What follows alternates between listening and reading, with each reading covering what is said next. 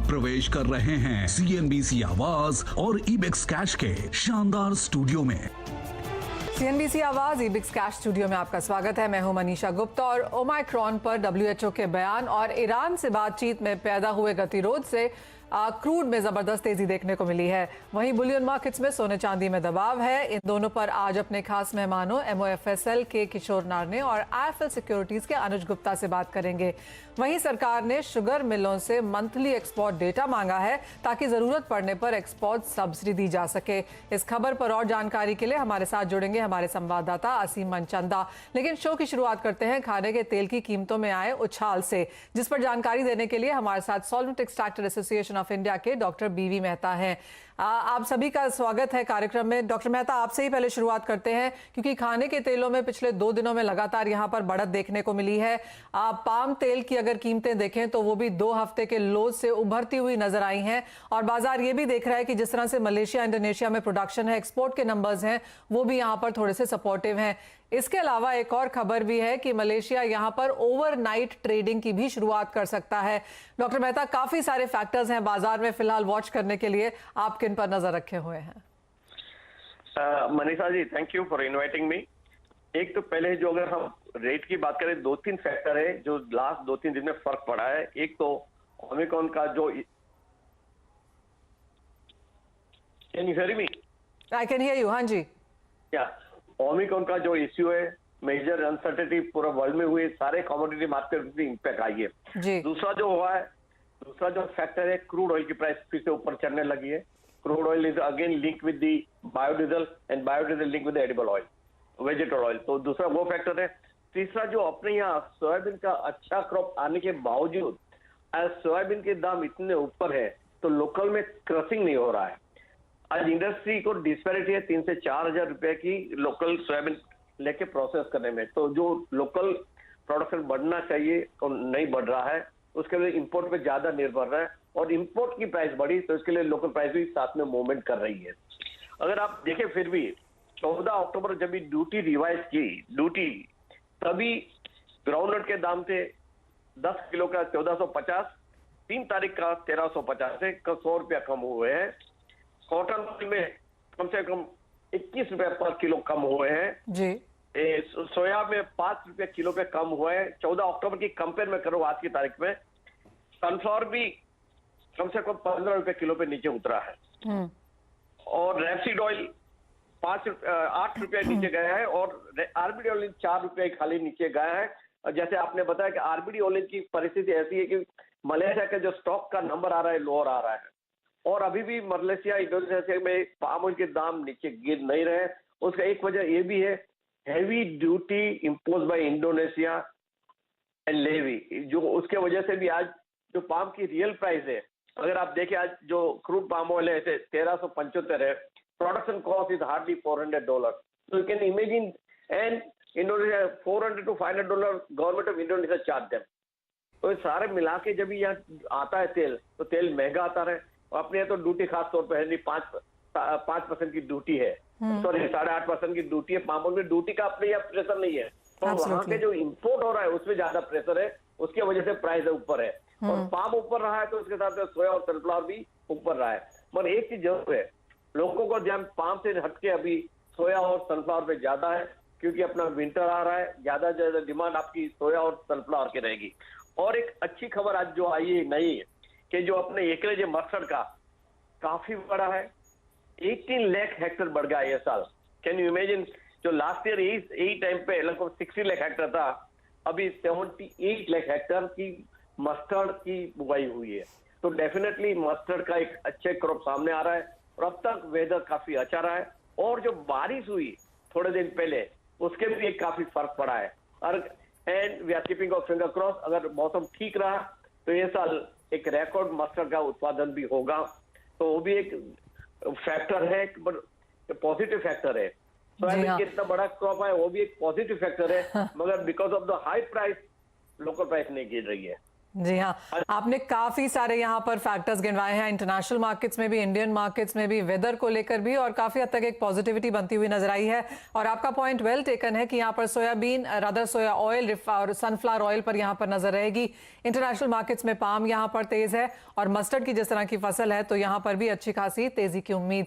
अनुज, आप कैसे देखते हैं खाने के तेलों को, क्योंकि काफी सारे फैक्टर्स तो यहाँ पर बताए ही गए हैं डॉक्टर मेहता की तरफ से, लेकिन अगर प्राइस व्यू लेना हो आगे जाते हुए तो यहाँ पर क्या नजर रहेगी? Manisha ji, good morning. देखिए, अगर हम देखें तो सोयाबीन में हायर लेवल से कुछ गिरावट देखने को मिली है, मगर जिस तरीके से क्रूड के भाव ऊपर आए हैं, और मुझे लगता है कि यहाँ पर एक अपसाइड मोमेंटम जो है रिफाइंड या सीपीयू की अगर बात करें तो देखने को मिल सकता है। हालांकि सोयाबीन में हमने कुछ यहाँ पर गिरावट आते हुए देखी है। साथ में अगर हम मस्टर्ड की बात करें तो वहाँ पे जो एकरेज है वो भी अच्छी खासी बढ़ती हुई दिखाई दी है। तो हो सकता है कि आने वाले समय में आपको यहाँ पर गिरावट देखने को मिले। तो ज्यादा तेजी मुझे लगता नहीं है कि एडिबल ऑयल में देखने को मिलेगी। हालांकि भाव अभी अगर हम पिछले 1 महीने से देखें तो कंटिन्यू इसी एक रेंज में सस्टेन करते हुए दिख रहे हैं। तो एक सैचुरेशन सा लेवल यहाँ पर आता हुआ दिखाई दिया है। बट हमें लगता है कि भावों में थोड़ी नरमी ही आगे देखने को मिलेगी, क्योंकि जिस तरीके से हम सोयाबीन के अराइवल्स देख रहे हैं और आगे आपको मस्टर्ड की अराइवल भी देखने को मिलेगी, तो हो सकता है कि भाव आगे नरम होते हुए दिखाई दें। तो पर्टिकुलर सोयाबीन या सरसों की बात करें तो वहां पे हम कुछ गिरावट देख सकते हैं। मगर हम रिफाइंड या सीपीओ की बात करें तो मुझे लगता है कि यहाँ पर मार्केट एक रेंज में ट्रेड करता हुआ दिखाई देगा, और हो सकता है कि भाव एक रेंज में ही सस्टेन करें, ऊपर में करीबन 1250 और नीचे में करीबन 1150। ये रेंज रिफाइंड में मुझे लगता है कि देखने को मिल सकती है। फंडामेंटल साइड देखें तो डिमांड अभी जो है वो कंटिन्यूस बनी रहेगी, मगर जो सप्लाई है वो भी यहाँ पर कंटिन्यू दिखाई देगी। तो ज्यादा तेजी या मंदी अगर हम ओवरऑल देखें तो मुझे लगता नहीं है कि ऐसा कुछ दिखने को मिलेगा। ओवरऑल एक रेंज में ही प्राइस ट्रेड करते हुए दिखाई देंगे। किशोर, जिस तरह से डॉक्टर मेहता ने यह भी कहा कि मस्टर्ड की रिकॉर्ड फसल की उम्मीद इस बार है, एकरेज के नंबर से वो जाना जाता है, तो जो ये बैन मस्टर्ड पे लगा हुआ है, आपको लगता है आगे जाके 1.5-2 महीने में हम वो भी हटता हुआ देखेंगे? Manisha, to be very frank, जब भी आपको लॉजिक नहीं पता है कि क्यों बैन किया गया है, कि जब भी कभी वापस आएगा उसका भी शायद आपका उम्मीद गलत हो सकता है। तो मुझे एब्सोल्युटली कोई आइडिया नहीं है इसके ऊपर। चलिए, जैसे डॉक्टर मेहता भी कहते हैं कि हम होप में जीते हैं, चाहे वो फसल हो या फिर वो ट्रेडिंग हो यहाँ पर डेरिवेटिव मार्केट्स में कमोडिटीज को लेकर। डॉक्टर मेहता, बहुत शुक्रिया हमारे साथ जुड़ने के लिए। लेकिन आगे बढ़ेंगे और एक और खबर पर नजर डालेंगे जो कि अंतर्राष्ट्रीय बाजार में चीनी को लेकर है, कि अगर अंतर्राष्ट्रीय बाजारों में अगर चीनी की कीमतें गिरती हैं तो सरकार एक बार फिर यहां पर चीनी निर्यात पर सब्सिडी शुरू कर सकती है। इस खबर पर और जानकारी के लिए जुड़ रहे हैं हमारे संवाददाता असीम मनचंदा। असीम, नमस्कार। लास्ट ईयर हमने जिस तरह के एक्सपोर्ट्स होते हुए देखे हैं चीनी के, वो कम सब्सिडीज के बावजूद, बिना सब्सिडीज के बावजूद भी होते हुए नजर आए हैं, लेकिन इस बार आप क्या सुन रहे हैं, क्या हो सकता है? देखिए, पिछले साल चीनी का रिकॉर्ड उत्पादन हुआ था और सरकार ने इसको निर्यात करने के लिए चीनी मिलों को सब्सिडी जो है वो भी दी थी।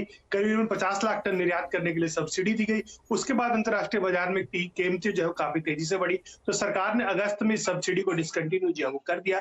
अगर मैं पिछले 15 दिनों की बात करूं तो मार्केट जो है काफी चौपी है, और जो चीनी अंतर्राष्ट्रीय बाजार में चीनी की कीमतें जो है वो लगातार कम हो रही हैं। तो उसको देखते हुए सरकार ने एक बार फिर से इसके ऊपर विचार करना जो है वो शुरू कर दिया है। जो चीनी मिले हैं उनसे कहा है कि आप डेटा जो है दीजिए, हर मंथली हमको ये डेटा जो है आप सौंपिए, ताकि हम इसका रिकॉर्ड रख पाए कि आपने कितना कॉन्ट्रैक्ट किया है, आपने कितना एक्सपोर्ट जो है वो किया है, और अगर जरूरत पड़ती है तो हम इसके ऊपर सब्सिडी जो है तो वो भी देंगे। तो सरकार ने इसकी तैयारियां जो है शुरू कर दी। अगर इंटरनेशनल प्राइसेस कम होते हैं शुगर के, तब सब्सिडी दी जाएगी। अदरवाइज अभी जिस तरह से प्राइसेस चल रहे हैं, अभी तक सरकार को लगता है कि कूल है, लेकिन सरकार आगे इसके लिए तैयारी जो अपनी पूरी रखना चाहती है।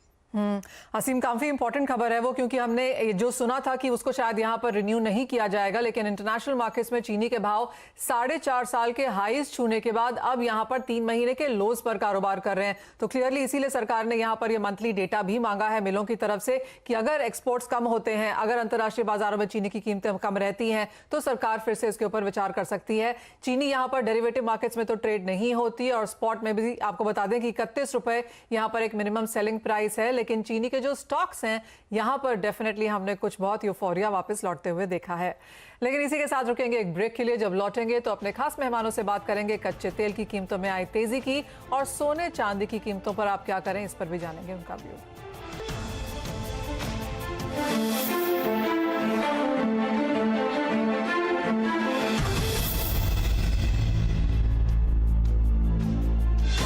Hyundai पेश करते हैं आज की सुर्खियां।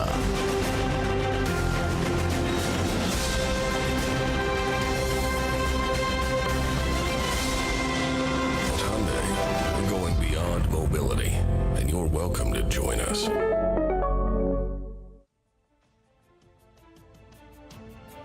तो कैसे चुनेंगे असली वाटरप्रूफ प्लाई?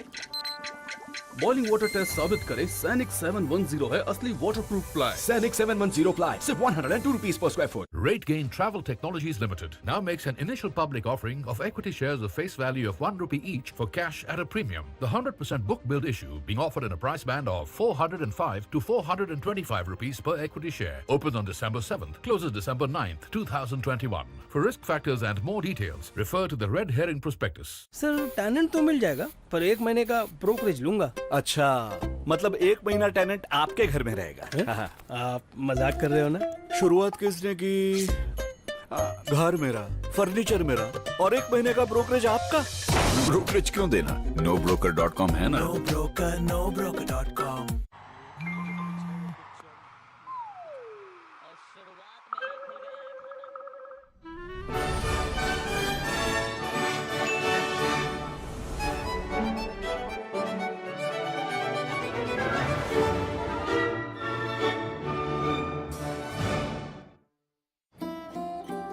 कबीर तो निकल गया कॉलेज अपनी लाइफ बनाने, अब अपने लिए प्लान करें।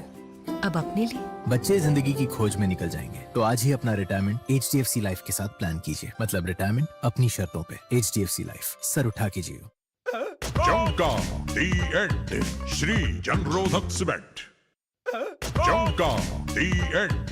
श्री जनरोधक सीमेंट। आजादी के अमृत महोत्सव के अवसर पर यूनियन बैंक ऑफ इंडिया लाया है MSME festive bonanza. Interest rate starting from 6.8% per annum only, up to 75% concession on processing charges और 25% concession on LCBG charges. For more information, visit the nearest branch or visit www.unionbankofindia.co.in.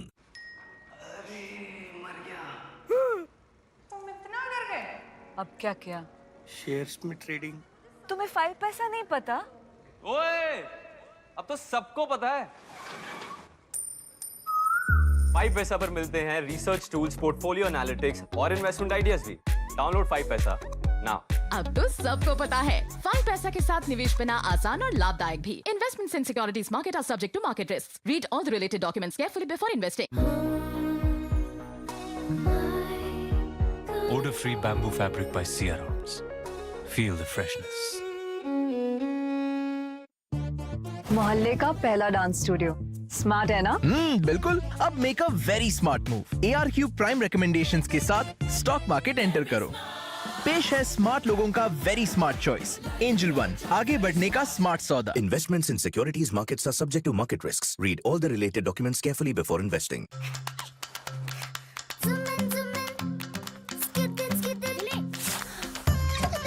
Ebix Cash हर खुशी के लिए काफी है। खुल के जीने का बदल रहा है अंदाज मैक्स बूपा के नए अवतार के साथ नीवा बूपा हेल्थ इंश्योरेंस।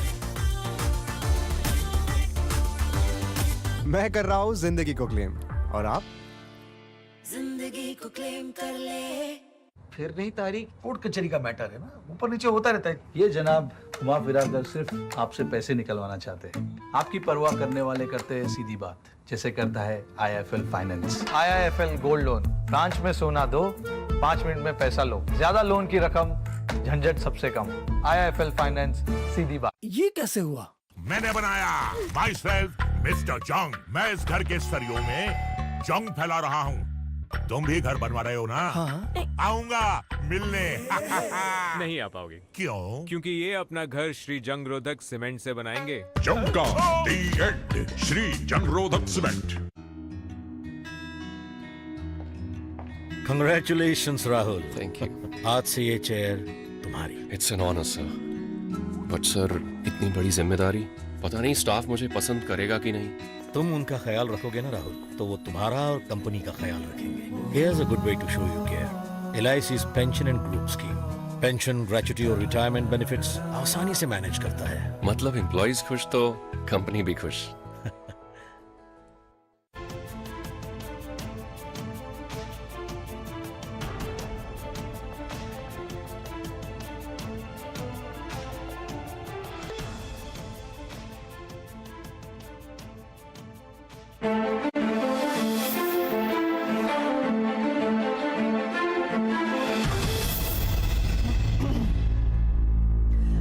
स्वागत है। नजर अब यहाँ पर कच्चे तेल पे डालेंगे, जहाँ पर एक रिबाउंड हमने बनता हुआ देखा है और सोमवार की जो गिरावट थी उसके बाद यहाँ पर खरीदारी लौटती हुई नजर आई है।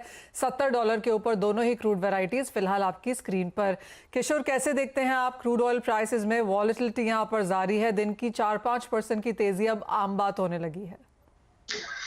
हाँ Manisha, because the news flow ही इतना वोलेटाइल है। आपको दोनों में, एनर्जी कॉम्प्लेक्स में, नेचुरल गैस में और क्रूड में, दोनों में इतना ज्यादा वोलेटिलिटी देखने के लिए मिल रहा है। सो ओमिक्रॉन को जो लेकर जो नर्वसनेस था मार्केट में, वो मान सकते हैं एक बार के लिए थोड़ा हट गया, जैसा मार्केट बिलीव करने लग गया ये इतना लीथल नहीं है।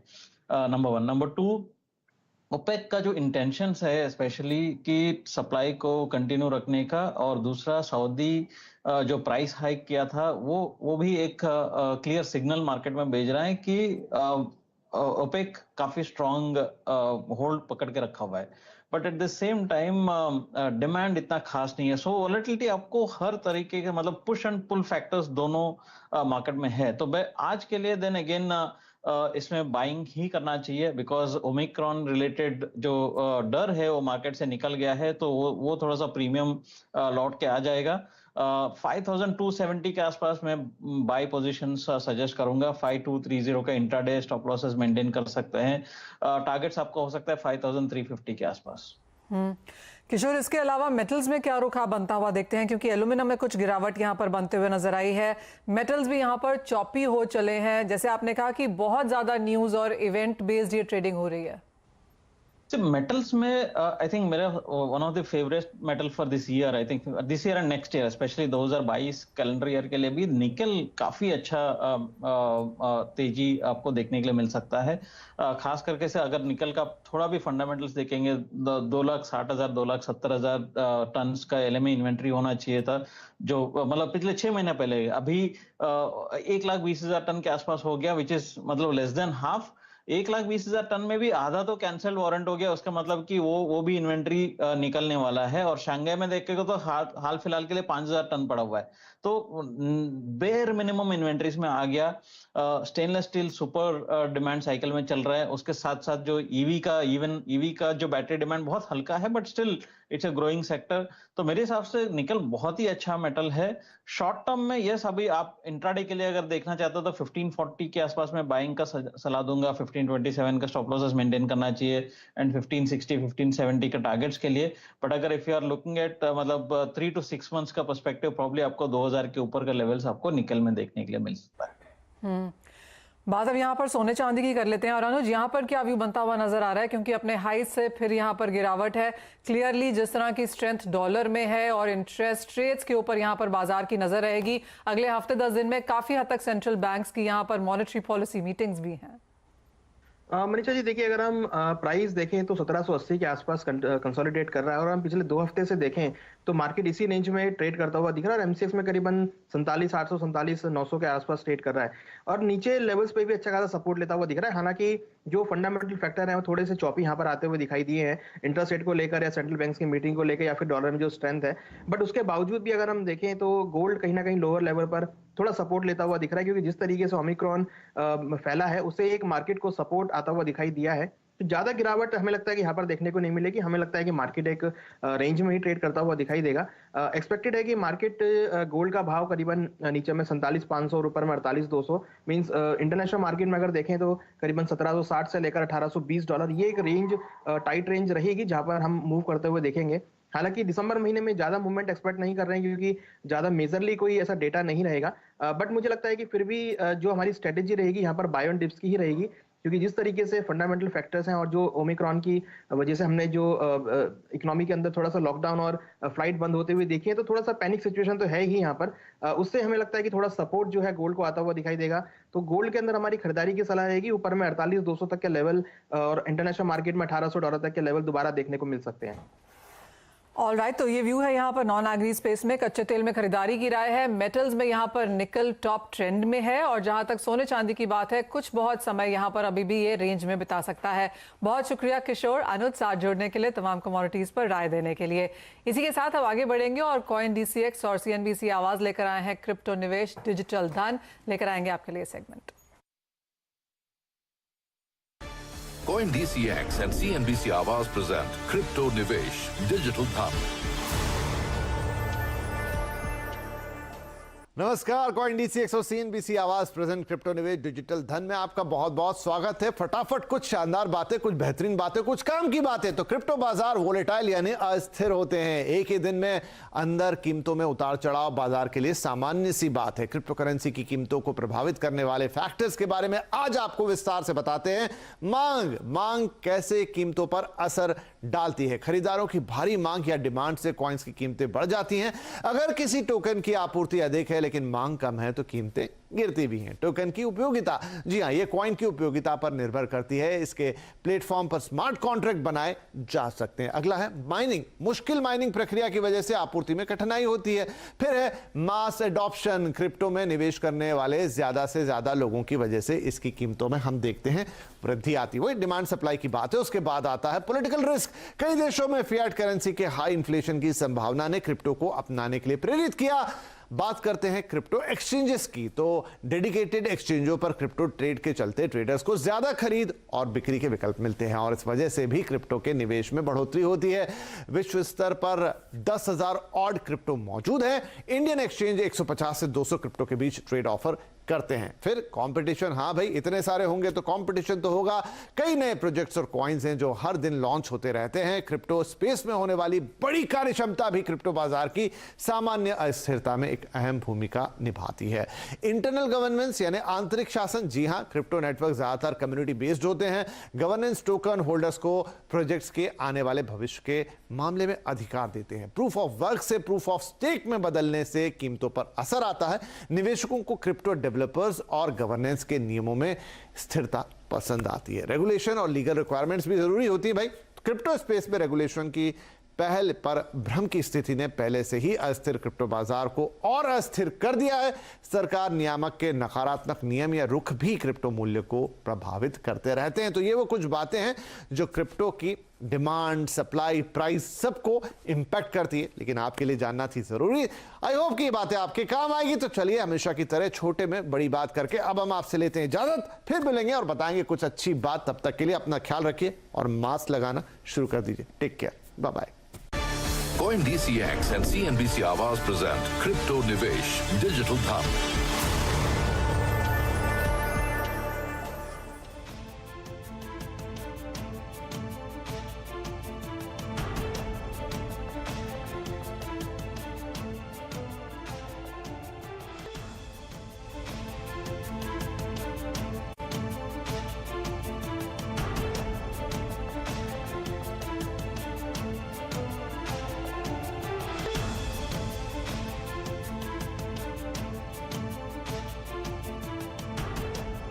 RateGain Travel Technologies Limited now makes an initial public offering of equity shares of face value of ₹1 each for cash at a premium. The 100% book build issue being offered in a